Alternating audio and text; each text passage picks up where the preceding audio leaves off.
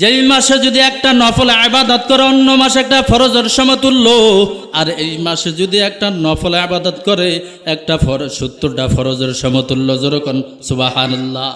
এত সুন্দর মাস পাইয়া, এত সুন্দর বরকতের মাস পাওয়ার পর, নাজাতের মাস পাওয়ার পর, রহমতের মাস পাওয়ার পর, মাগফিরাতের মাস পাওয়ার পর আমরা আজকে আমাদের সমাজের ভিতরে দেখবেন অনেক মানুষ এখনো তার ভিতরে গুরুত্ব নাই।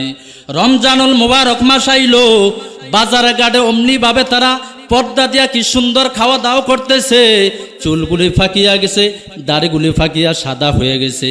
ওই মানুষের ভিতরে এখনো পরিবর্তন নাই, তার ভিতর টেনশন নাই যে আমার মরা লাগবে, আল্লাহ রব্বুল আলামিনের কাঠগড়া আমাকে দাঁড়াইতে হবে। আয়াতে কারিমের ভিতরে এই জন্য আল্লাহ তাআলা এই কথাটাই বলেন, আল্লাযী খালাকাল মাউতা ওয়াল হায়াতা লিয়াবলুয়াকুম আইয়ুকুম আহসানু আমালা ওয়া হুয়াল আজিজুল গফুর। তোমাদেরকে যিনি সৃষ্টি করেছেন মৌত এবং হায়াত দিয়ে, এই জন্য আল্লাহ সৃষ্টি করলেন। তোমাদেরকে সৃষ্টি করেছেন আল্লাহ তাআলা পরীক্ষা করার জন্য। এই জন্য জোরে বলেন, আমাকে আল্লাহ রব্বুল আলামিন আপনাকে আমাকে পরীক্ষা করার জন্য। কি পরীক্ষা আল্লাহ রব্বুল আলামিন রেখেছেন? আল্লাহ রব্বুল আলামিন দুনিয়ার নামক জমিনে আপনাকে আমাকে পাঠাইছেন পরীক্ষা করার জন্য। এক নাম্বার পরীক্ষা হইল আল্লাহ তাআলা আমাদেরকে পরীক্ষা করবেন কে কতটুকু ভালো আমল করতে পারো। তার একবার সুবহানাল্লাহর বিনিময়ে আল্লাহ রব্বুল আলামিন খুশি তার আমল নামায় 100 নেকি লিখিয়ে দেন। বলে শুধু তাই নয়, আর এই রমজানুল মুবারকে যদি বলেন তাহলে 1/70, আর 70-এর গুণ দিলে কিভাবে কি হয় আল্লাহই ভালো জানেন।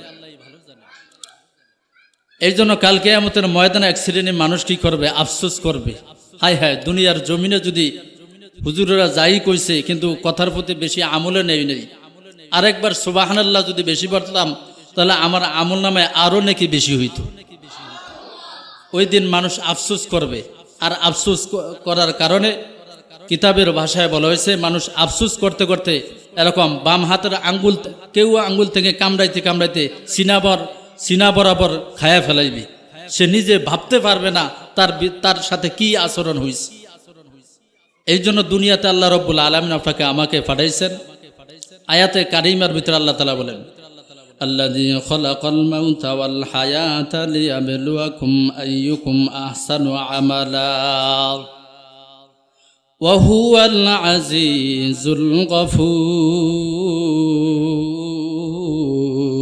জনগণ আল্লাহু আকবার। আল্লাহ রব্বুল আলামিন আপনাকে আমাকে দুনিয়া পাঠানোর আগে আল্লাহ রব্বুল আলামিন বান্দাদেরকে জানা দেন, ও বান্দা তোমাকে সৃষ্টি করেছি, মৃত্যু এবং জীবন দিয়া তোমাকে আমি আল্লাহ সৃষ্টি করেছি। তাহলে আল্লাহ রব্বুল আলামিন আপনাকে আমাকে মৃত্যু এবং জীবন দিয়ে কেন সৃষ্টি করলেন? দুনিয়ার জমিনে আইসা যেন আমরা মৃত্যুর কথা না ভুলিয়া যাই, এই জন্য আল্লাহ রব্বুল আলামিন আপনাকে আমাকে আগে মৃত্যু দিয়া এবং জীবন দিয়া হায়াত দিয়া সৃষ্টি করেছেন। আল্লাহ রব্বুল আলামিন মৃত্যু এবং হায়াত কেন দান করলেন? এই দুনিয়ার জমিনে কেন আসলাম? দুনিয়ার জমিনে কোনোদিন আল্লাহর কাছে আমরা দরখাস্ত করিনি, আল্লাহ আপনি আমাকে দুনিয়ার জমিনে মানুষ হিসাবে দুনিয়াতে প্রেরণ করেন, দুনিয়ার জমিনে আমাকে আপনি মানুষের ঘরে জন্ম দেন। আল্লাহ রব্বুল আলামিন দয়া এবং মায়া করিয়া আপনাকে আমাকে দয়া এবং মায়া করিয়া মুসলমানের ঘরে জন্ম দিয়েছেন। যেরকম সুবহানাল্লাহ। শুধু মুসলমানের জন্ম দিয়ে শেষ করেন নাই, মুসলমানের ঘরে জন্ম দিয়ে শেষ করেন নাই, এমন একজন নবীর উম্মত আল্লাহ রব্বুল আলামিন আপনাকে আমাকে বানাইলেন, যেই নবীর উম্মত হওয়ার জন্য হাজারো নবীরা দরখাস্ত করতে দোয়া করছে। আল্লাহ রব্বুল আলামিন আল্লাহর নবী পয়গম্বর আল্লাহর কাছে দোয়া করেন, ও আমার দয়ার মালিক, আমার উম্মতের হায়াত খুবই কম হবে, আমার উম্মত এত নেকি কিভাবে অর্জন করবে? আমার উম্মত 60-70 বছর জিন্দগিও বাঁচবে না, তাহলে আমার উম্মতের অবস্থা হবে কি? অন্য পয়গম্বররা 900 থেকে 1000 বছর হায়াত পাইল, উম্মতেরও তাদের হায়াত অনেক বেশি হইল, কিন্তু আমার উম্মতের হায়াত কম। আমার উম্মত এত কম হায়াত পায়া কিভাবে তারা নেকি অর্জন করবে?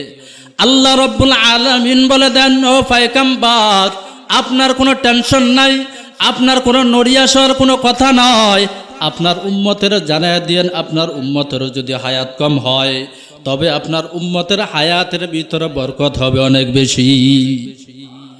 আপনার উম্মতের জানায় দেন, ও নবী গো, আপনার উম্মতের যদি হায়াত কম হয়, আমি আপনার উম্মতের জান আমি আল্লাহ রব্বুল আলামিন খুশি হইয়া তাদেরকে রমজানুল মুবারক মাস দান করে দিলাম। যেই মাসে যদি একটা নফল ইবাদত করে অন্য মাসে একটা ফরজের সমতুল্য, আর এই মাসে যদি একটা নফল ইবাদত করে একটা ফরজ 70টা ফরজের সমতুল্য। যেরকম সুবহানাল্লাহ। এত সুন্দর মাস পাইয়া, এত সুন্দর বরকতের মাস পাওয়ার পর, নাজাতের মাস পাওয়ার পর, রহমতের মাস পাওয়ার পর, মাগফিরাতের মাস পাওয়ার পর আমরা আজকে আমাদের সমাজের ভিতরে দেখবেন অনেক মানুষ এখনো তার ভিতরে গুরুত্ব নাই। রমজানুল মুবারক মাস আইলো, বাজারে ঘাটে অমনিভাবে তারা পর্দা দিয়া কি সুন্দর খাওয়া দাওয়া করতেছে, চুলগুলি ফাঁকিয়া গেছে, দাড়িগুলি ফাঁকিয়া সাদা হয়ে গেছে। ওই মানুষের ভিতরে এখনো পরিবর্তন নাই, তার ভিতর টেনশন নাই যে আমার মরা লাগবে, আল্লাহ রব্বুল আলামিনের কাঠগড়া আমাকে দাঁড়াইতে হবে। আয়াতে কারিমার ভিতরে এই জন্য আল্লাহ তাআলা এই কথাটাই বলেন, আল্লাযী খালাকাল মাউতা ওয়াল হায়াতা লিয়াবলুয়াকুম আইয়ুকুম আহসানু আমালা ওয়া হুয়াল আজিজুল গফুর।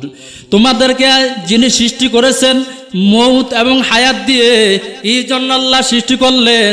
তোমাদেরকে সৃষ্টি করছেন আল্লাহ তাআলা পরীক্ষা করার জন্য। কি জন্য জোরে বলেন? আমাকে আল্লাহ রব্বুল আলামিন আপনাকে আমাকে পরীক্ষা করার জন্য। কি পরীক্ষা আল্লাহ রব্বুল আলামিন রেখেছেন? আল্লাহ রব্বুল আলামিন দুনিয়ার নামক জমিনে আপনাকে আমাকে পাঠাইছেন পরীক্ষা করার জন্য। এক নাম্বার পরীক্ষা হইল আল্লাহ তাআলা আমাদেরকে পরীক্ষা করবেন কে কতটুকু ভালো আমল করতে পারো। আমল কম করো কোনো সমস্যা নাই, কার আমলটা ভালো, কার আমলটা ভালো, কার আমলটা খুবই সুন্দর। আল্লাহ রব্বুল আলামিন এই জন্য দুনিয়ার জমিনে আপনাকে আমাকে পরীক্ষা করার জন্য সৃষ্টি করেছেন। ও বান্দা, তোমাকে দুনিয়াতে পাঠাইছি আমি আল্লাহ পরীক্ষা করার জন্য।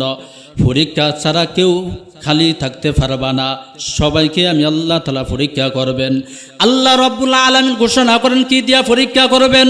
আল্লাহ রব্বুল আলামিন বলেন তোমাদেরকে আমি ভয় দেখা পরীক্ষা করব, তরমুজ খেতে লোকসান দিয়েও আমি আল্লাহ তাআলা পরীক্ষা করব। জোরে বলেন কথা ঠিক না ঠিক? পরীক্ষার মাধ্যমে আল্লাহ রব্বুল আলামিন জানায় দেন সংসারের ভিতরে অভাব দিয়ে আমি আল্লাহ তোমাদেরকে পরীক্ষা করব। তোমাদেরকে খেত খামার দিয়া, ছেলে সন্তান, স্ত্রী, বউ পুত্র দিয়া, সব কিছু দিয়া আমি তোমাদেরকে পরীক্ষা করব। আল্লাহ রব্বুল আলামিন অন্য আয়াতে বলেন, ইয়া আইয়ুহাল্লাযীনা আমানুস্তাঈনু বিস-সাবরি ওয়াস-সালাহ ইন্নাল্লাহা মা'আস সাবিরিন। যখন আল্লাহু আকবার। আল্লাহ রাব্বুল আলামিন বলেন, বান্দা দুনিয়ার জমিনে আমার কাছে চাও, আমার কাছে যদি চাইতে পারো দুইটা জিনিস লাগবে, দুইটা পুঁজি লাগবে। জোরে বলেন কয়টা পুঁজি? দুইটা পুঁজির মাধ্যমে আল্লাহ রাব্বুল আলামিনের কাছে চাইবেন। একটা পুঁজি হলো ধৈর্য, আর একটা পুঁজি হলো নামাজ। জোরে বলেন আলহামদুলিল্লাহ। দুইটা পুঁজির মাধ্যমে আল্লাহর কাছে সাহায্য চাইব। সাহায্য চাইব কার কাছে? কোনো চেয়ারম্যানের কাছে নাকি কোনো এমপির কাছে? সাহায্য কার কাছে চাইব? আল্লাহর কাছে। দুইটা জিনিসের মাধ্যমে সাহায্য চাইব, একটা হইল ধৈর্য, আর একটা হইল নামাজ। আজকে আমাদের ধৈর্য নাই, আমাদের নামাজেরও খবর নাই। জোরে বলেন কথা ঠিক না ঠিক?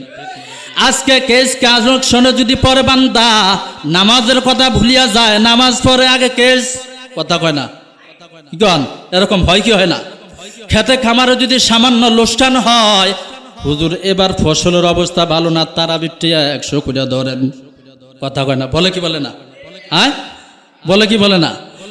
বলেন হ্যাঁ ভাই, সব কিছু দ্রব্যমূল্যের দাম বেশি, টাকা 100 হইলে হবে না, 200 দিতে হবে। মিলাতের 100 আগে 300 দিতেন, এখন 500 দিতে হবে, কথা কয় না? রমজান মাসে বরকত দিবেন কে? জোরে বলেন। বরকতের কথা আমরাই বলি, আবার আমরাই পিছিয়ে থাকি, কথা কয় না? থাকি কি থাকি না? তরমুজ গাছের লোকসান হইলে হুজুর এবার সুবিধা করতে পারি নাই, বিশাল মোটা অঙ্কে ধরা। আপনারা তো কেউ বাঁধলো না, আপনারা তো কেউ জেলে নিল না, আপনি কিসের ধরা? আল্লাহ রব্বুল আলামিন আপনাকে 3.5 বডি দিয়ে এখনো খাওয়ান লাওয়ান সব কিছু পৌঁছাইতে পারেন। অর্থাৎ পৃথিবীর জমিনে অন্য অন্য মানুষদের কাছ থেকেও আল্লাহ আপনাকে এখনো ভালো রাখছেন।